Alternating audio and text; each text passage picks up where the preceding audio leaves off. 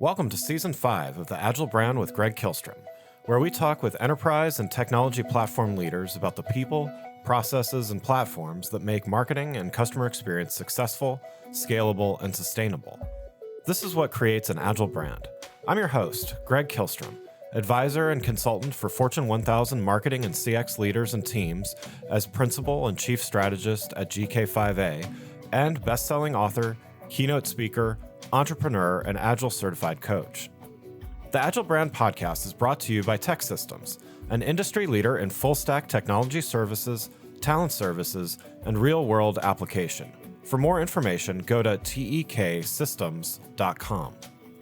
To sign up for the Agile Brand newsletter and get the latest insights and articles on marketing technology and CX, or to purchase a copy of my latest book, House of the Customer, go to gregkihlstrom.com.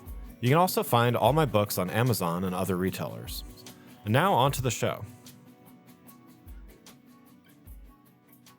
HubSpot's Inbound conference in Boston recently occurred, and there were a lot of exciting announcements. We're here to talk about the impact that AI is having on marketers and how they can more effectively reach their customers. Today, we're going to talk about how marketers can avoid the hype and meaningfully use AI to create better customer experiences and build customer loyalty. To help me discuss this topic, I'd like to welcome Nicholas Holland, VP of Product and GM of HubSpot Marketing Hub. Nicholas, welcome to the show. Thanks for having me. I appreciate it. Yeah, looking forward to talking about this with you. Why don't we start by you giving a brief background on yourself as well as what your role is at HubSpot? Okay, so again, I'm Nicholas Holland. I'm a VP in the product org.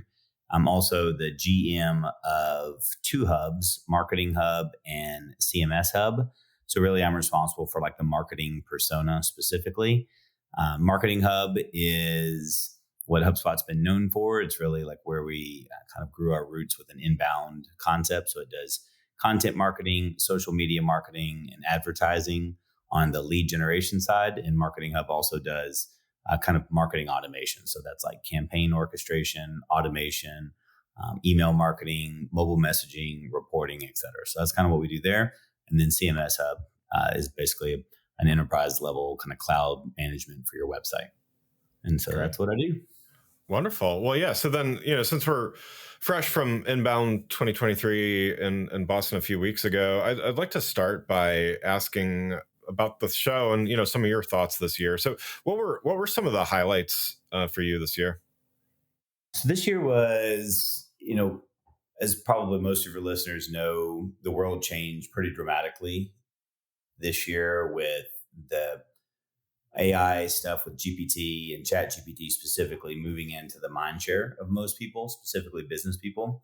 We had been working with AI for a few years, but our philosophy had been really, we were almost like the anti-AI company, not from a using it, but we felt like many companies out there kind of oversold the promise of it because up until this last year, you had to have such big data sets to really make use of it. Yeah. So we've been quite familiar with AI, using it for ourselves and some of our largest customers, but it had not been something that we had been very vocal about. And that changed early this year, especially when like all of the large language models made it more accessible to the normal person. And HubSpot has always been really focused on the frontline, rank and file, marketer, sales, service people. We want to make them the heroes. That's what I used to be in a previous career. And so the fact that now all of this AI stuff helps you better at your job, well, that was like a big shift for us. And so we wanted to capture that. So that was big. The second thing that's big is a lot of people are kind of moving into multiple channels. We all for years have known that mobile is quite a popular area for our consumer lives. But on the B2B side, it has been slow to uptake anything besides email. And that's been a slow change over the last few years. And so we released WhatsApp last year and we released SMS this year.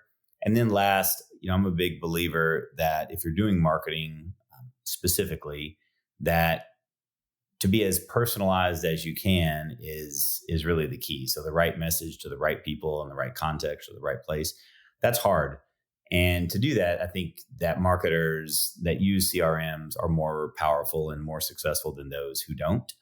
And so we've spent a ton of time at this Inbound really just continuing to invest in our CRM and making it more like extensible, customizable, making sure that like how you run your business can be reflected in that. And that really unlocks a lot of power for marketers.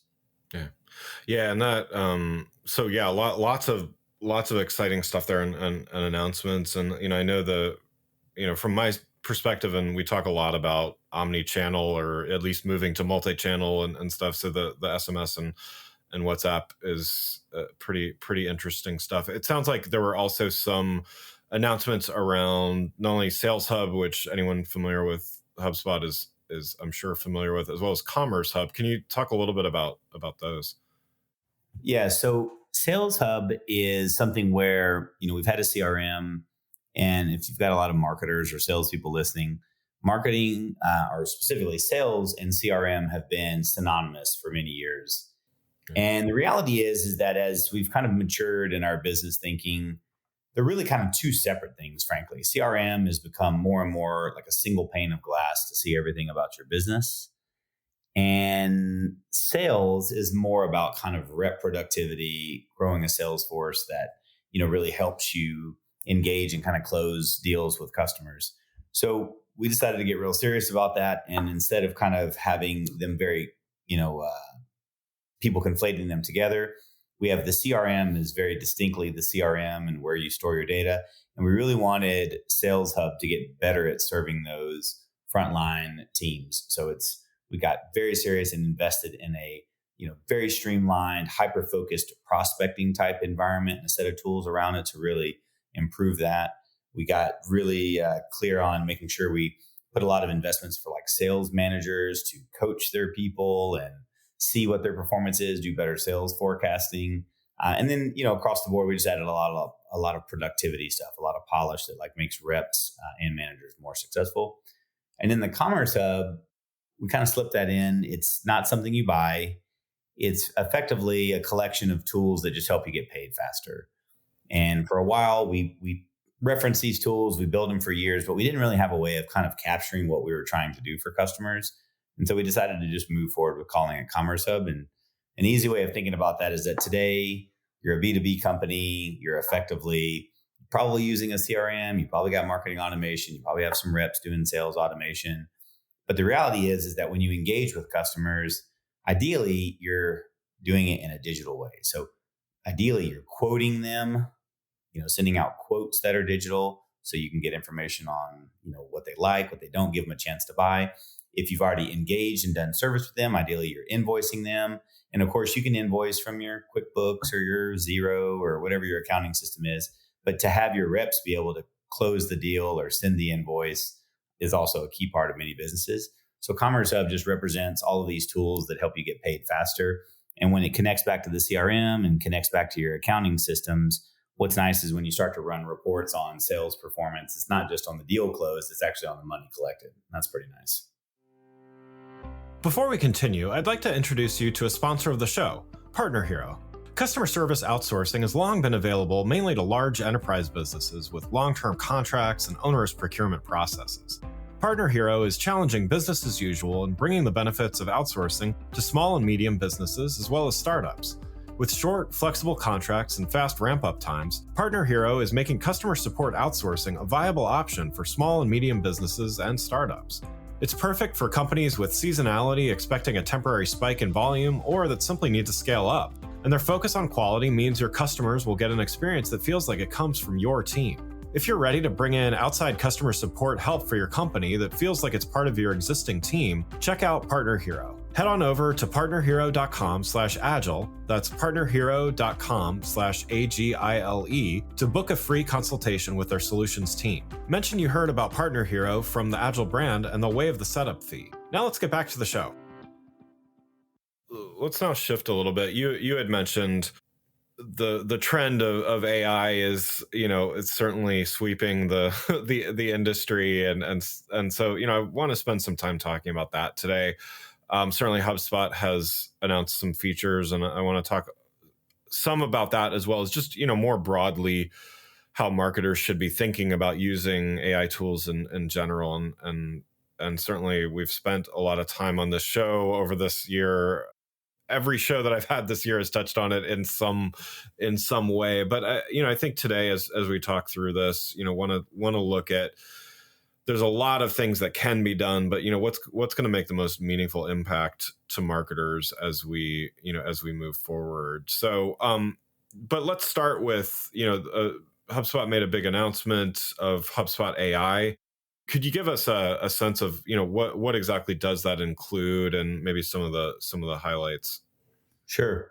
So the HubSpot AI is like an umbrella that captures all of the AI efforts that we've done. In the past, coming up to this inbound, we've already had things like predictive lead scoring. That's a way of telling a salesperson, and a marketer kind of works with it. It says like, this lead is more likely to close than this other lead. So that's trying to help you find the signal and the noise. And we've had also in the past, and we still have it now, what we call adaptive testing. So that's a fancy way of saying that, like, you want to know which landing page is going to perform the best. In the past, you used to have to do all sorts of like really deep A/B testing and all that stuff. But with AI, it's pretty straightforward. You just make variations, could be 1, could be 5.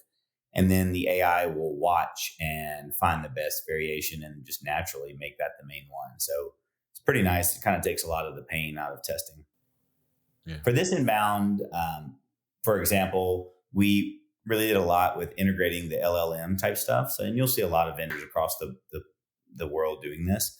But what we did was, first, instead of just having, let's say, ChatGPT inside of HubSpot, we started asking ourselves, all right, so the way this works for marketers and everybody who's listening is, you're kind of on this journey. You're like, what's this AI stuff? And I tell everybody, before we really can have like a deep, meaningful conversation, you need to go make something that matters to you on ChatGPT. Yeah. I've heard people putting together a business plan. I've heard people basically putting resignation letters. I've heard people basically doing things like putting together their eulogy if they die. I've heard, just a variety of things. But the reason why I say don't go play with it, build something that matters. Yeah. And the reason why is that you'll quickly realize why prompt engineering is like such a thing. Because the easiest way to think about it is think about how we talk to computers. You roll back the clock 60 years ago, we're talking to it with binary, zeros and ones. You then go a little bit further forward and we're talking to computers with, punch cards. Then you go a little bit further forward, we're talking to computers with command lines. And again, these were all very challenging, specialized skills. You had to be a programmer or something like that. And then you move on to, then Xerox comes out with the windowing system. And Microsoft makes it famous with Windows 95.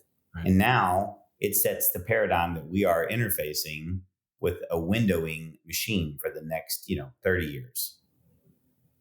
What's really cool about the LLMs that are out there now is that for the first time, we have like a new UX pattern, like a new way of interfacing with technology. We can just talk to it. You can literally just talk to the computer. And when I mean talk to it, I mean like it's a conversation, both in text or audio. But the deal is that now under this new paradigm, we all know how varied communications are, even amongst humans. We've seen, from professional speeches given down to, people are scared to speak in front of people. We know what it's like to read an amazing author versus someone who's a terrible writer. We know even in our own day-to-day worlds, how some of our peers and coworkers are very clear, concise, elegant in their writing, and others are meandering and confusing and challenging to communicate with. So this rich fabric of communication, we know just day in and day out of working with other humans, what a wide variance it has. Yeah. Now put all of that kind of variance and spectrum with when you're working with the computer. And now you see why prompt engineering is such a thing, because you're talking to a computer and asking it to give you an output, but it's not a mind reader. It doesn't have some sort of magical, mystical skills. It's only as good as the conversation that you're basically putting into it and its ability to understand process and to give you an output. Yeah. So that's a long-winded kind of opening to say that we decided to build like a whole prompt engineering layer inside of HubSpot. Mm-hmm. And so this means that we don't want people to have to be geniuses at how to speak with, these large language models. if you take a moment, if no one here, so second thing I always tell people, first thing is go do something with ChatGPT. The second thing I tell people to do is go watch some of these YouTube videos on like advanced prompt engineering or advanced usage with ChatGPT, and it'll start to really open up your mind as to just how varied and deep and rich you can be whenever you're chatting with these LLMs to get high quality output. So we studied all this and we put all sorts of things that are happening behind the scenes so that whenever you are trying to generate blog post topics, for example, we now are combining third-party data from tools like SEMrush to know what keywords are important to your business already. We're basically going through and looking at what things have worked well in the past, what things you've already written about. We're going through and we're understanding kind of what the world of a great blog topic looks like. We're taking all of this and we're putting together that for our customer. And when you're sitting in HubSpot, it's just like answer a few questions and like, hey, here are like 10 great blog topics to write about. But think about all the stuff I just told you in the background that's happening, that we take all of that grunt work out. Yeah. That's kind of our perspective as we go forward. We are now putting that all across the system. Another place, like with email subject lines, to get people to open your emails, that is an art. And there's a ton of research, a ton of data that shows that just changing a few words can have a huge impact on people opening up your emails. We're using AI to do stuff like that as well. So I'll pause there for a minute because I just wanted to say that, like, bringing in that LLM, treating it like a UX interface, but more importantly, like, we're figuring out the best ways to talk with the LLM, mixing it with unique data that's unique to you as a HubSpot user, to then do these very simple aids to kind of daily work to make your life easier. That's kind of what we're doing right now. So I'll pause there. Does that make sense?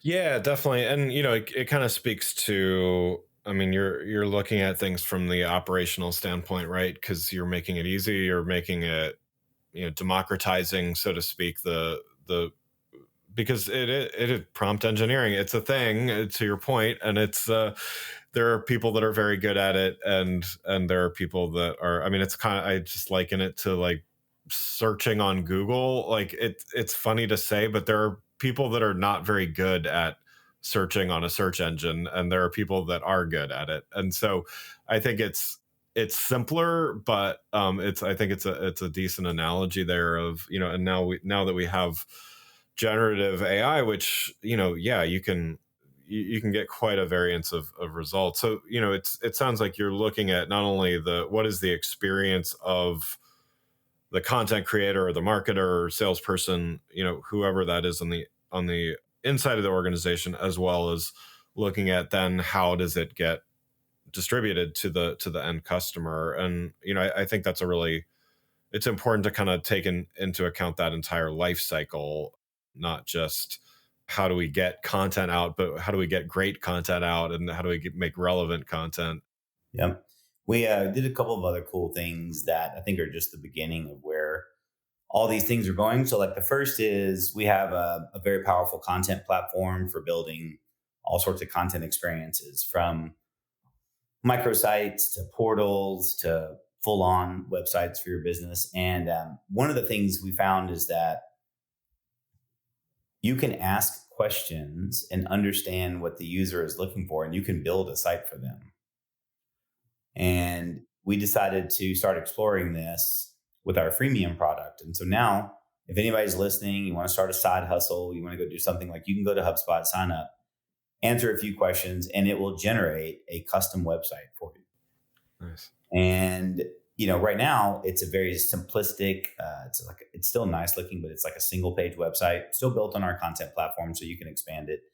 But over time, you can see that now moving to the point where now we make a 6-page website, and it automatically, you upload a few pictures and it puts an about us page together with, profile headshots. There's a lot of fun stuff you can do with that. The other thing we did, I think, is interesting, is like helping out people with like workflow type stuff, not automation, but I mean like just, day-to-day work streams. So like right now, when you finish a blog post and you hit save, it automatically generates social posts ready to go for you. And it's not just taking the header image and cutting, taking the first 4 sentences. It's actually using prompts to create the right type of social post for the right type of network that you're going to put it on, which is pretty awesome. Yeah, definitely. We also put image generation in there now, and it's using the current version of Dolly 2. It's not very good for what it's worth. Like it's like hit or miss. Yeah. But the next version of Dolly 3, I don't know if you've heard, that Dolly 3 is incredible. Yeah. And so we've got that in there so that when Dolly 3 is out, that comes out. And so what's exciting is like literally probably, Dolly's 3 is rolling out right now, but just say over like the next 60 days, what this means is that you can have it generate blog topics, create the blog for you. So like it generates the content as well, automatically make a custom image for the top of it. You get to still edit it and work back and forth and make sure you're happy with it. But then when you hit save, it's generating the social posts that also have, generated images that look nice. And, then you go over and you can send an email out about that blog post, and it's picking the right subject line based off the body of the email to give you like a good idea as what the people open. Like, man, we're talking about real time savers now. So whenever they say that this is like a $1 trillion impact to the economy, I don't even need to know what AI looks like next year to start thinking that right now, if I'm a marketer, what HubSpot's done is just save me, 2 hours this week, 3 hours this week. That's real time. Yeah. Well, and I think that's why, there's a lot of things that kind of come and go as far as hype goes in the industry. And, I've certainly been through a few of those cycles myself. But I mean, I think what sets AI apart is what you're saying, which is that there is an immediate impact that it can have, whether or not you're doing, in the maturity scale of AI, there's those that are like way advanced and doing some things that smaller orgs or just many orgs don't have the resources to do, but everyone can have some kind of, almost immediate impact if they use some kind of tools like these. So I think that's just why we're talking about it so much, and why I don't think it's a flash in the pan. I think it's here to stay. And to your point, a year from now, we may stop talking about it in terms of AI, and it's probably just going to be the way that we work at some point, but it's still going to be prevalent. Would you agree? Oh yes, for sure. I think the part that's probably most challenging is in the past, we've really been thinking that a lot of this was like more sizzle than steak. Yeah. I think now the challenge is old incumbents, older than us. Of course, we're pretty old now as well, but like there's many companies much older and bigger. But I think ourselves and older incumbents, this isn't a time to rest on your laurels, because at the end of the day, a lot of this technology is so fascinating, fast changing, enabling, unique that, there will be big trend shifts in the next 2 years over like the tools that people use. Yeah. But I think if I was, if I'm in the audience, heck, I even do it myself. It's my own advice to myself is like, you should be on a steady diet of testing these tools out for sure. Yeah. So, I think that a lot of companies are mature enough at the point now where they're, trying to move away from these kind of piecemealed cobble tax systems. That's what I call it whenever you've got like 14 different core systems that you're using. I think that's kind of a rough way to exist. And I if anybody's listening and you live in that world, that's tough. Like I really do think consolidating on something like a HubSpot or one of the competitors that we have, that's going to make your life easier. But there are many point solutions that then integrate or complement or work alongside these that I would be playing with like almost daily. And if a company doesn't keep up, ourselves included, move. Like at the end of the day, this is the time to basically be really, really curious and capturing the awesome changes that are out there. And, our goal is to keep up. But I think that overall, this is a great time to be a marketer. This is a great time to be a sales, like a B2B front office worker right now, service person. God, man, some of the stuff coming out for service is like also amazing. Like you have a chat thread with a customer over 4 or 5 days. And then with one click, it can summarize everything, including the outcomes from that. I mean, are you kidding me? Yeah. Yeah. Well, yeah, that's kind of the other piece is, we've talked about like internal content creation as well as, how it might get distributed to other customers. But yeah, with chat now it's creating content on its own based on, customer input. So, Mhm. that brings a whole other level. And, another thing that makes this interesting to me as well, we have wide audience on the show. There's people listening from the enterprise, there's people listening, I'm sure, from smaller orgs as well.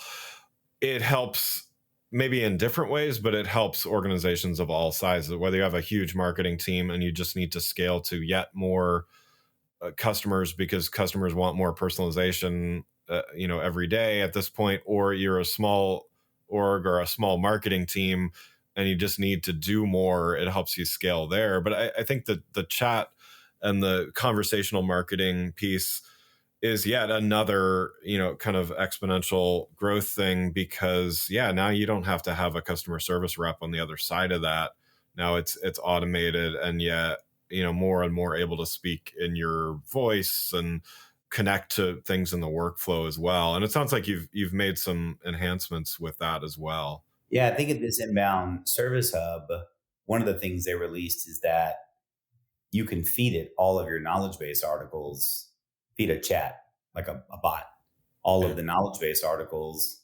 And I think they even got it to the point where you can feed it any URL. So, think about that for a moment. We've already seen ChatGPT. Again, if you haven't used it out here, you got to use it to really understand what I'm saying. But like, it's pretty good about just chatting back and forth. Like, it's not missing a beat whenever you're like, "How's your day?" "Oh my god, my day is amazing. How's your day?" Like, it is very good at the baseline general conversations.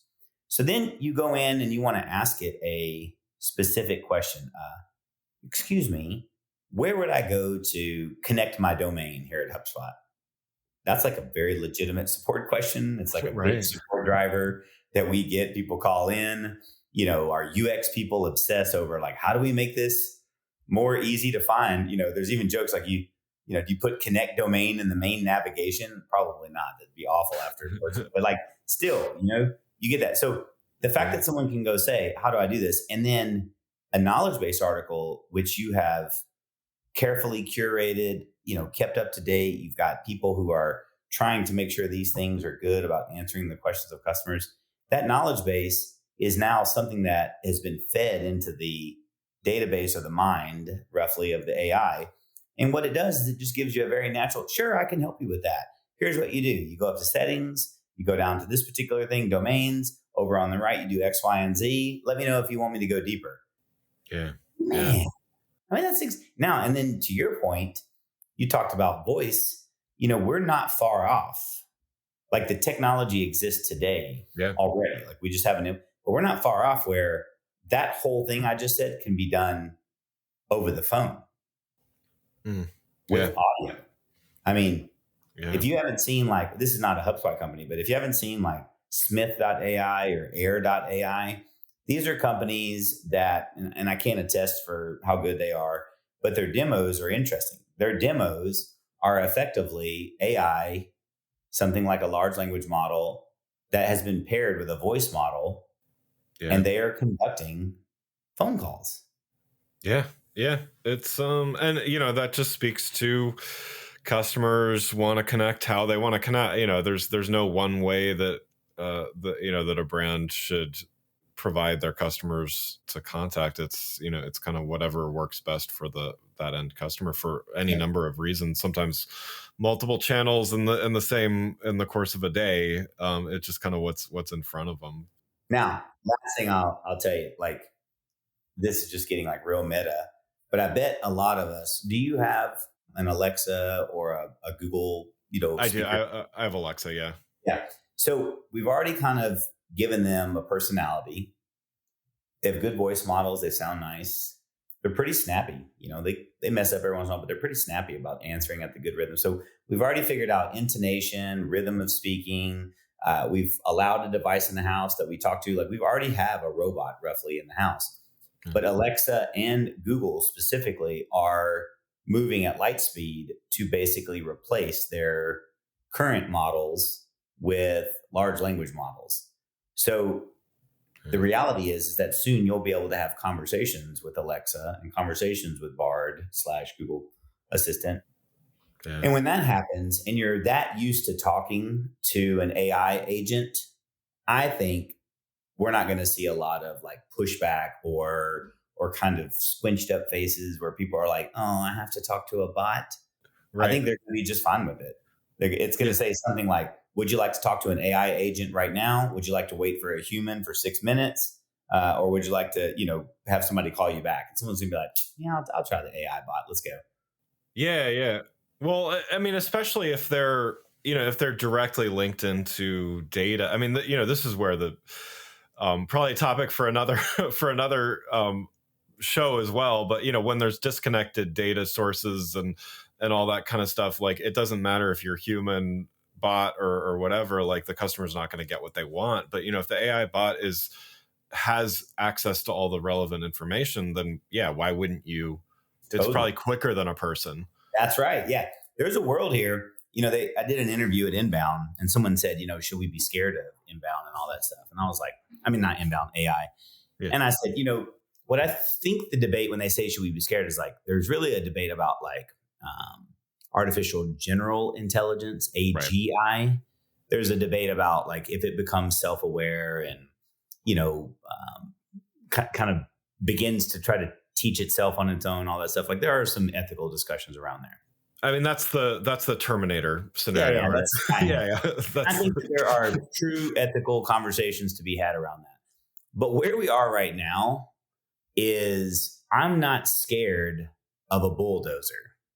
Now, make no mistake, a bulldozer can move thousands of pounds of earth and could knock down a house or destroy my car. Like a bulldozer is an incredibly powerful tool or piece of machinery. Right. But man, I'm so thankful we live in a world with bulldozers because look about what we can do as a human race with those. And I think that right now where a lot of these AI tools are they are like power tools. I joke, I say a lot of people are terrified of AI right now, but it's like being terrified of spell check. Yeah, right.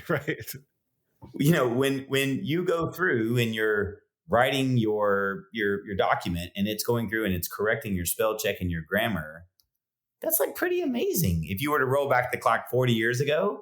But now it's just annoying if you don't have it. And that's the same thing I think that's going to be for AI for a while, which is it's amazing when you have it. It's annoying when you don't.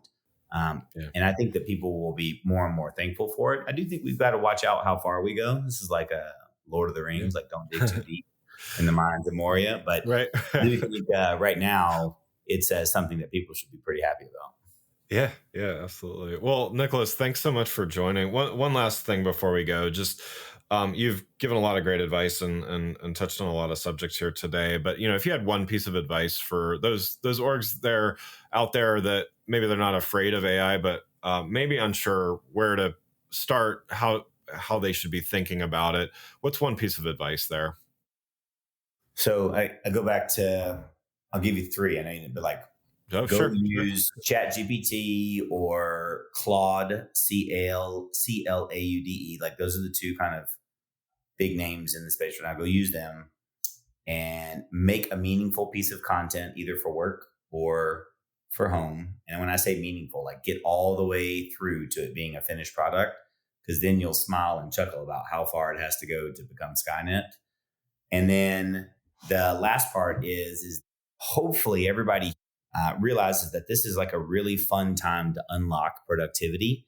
So if you're older in your career, I don't think AI is going to replace jobs or people. I think it's going to replace people who don't, use AI. Right. Yeah. And everyone's been hearing that, but it is true. I mean, at the end of the day, if you don't up level your skills, you don't mess around with it, you don't basically exist with natural curiosity around this stuff, you'll be left behind. And I think that's instead of this being like a scary conversation, I tend to think that people should have like a growth mindset.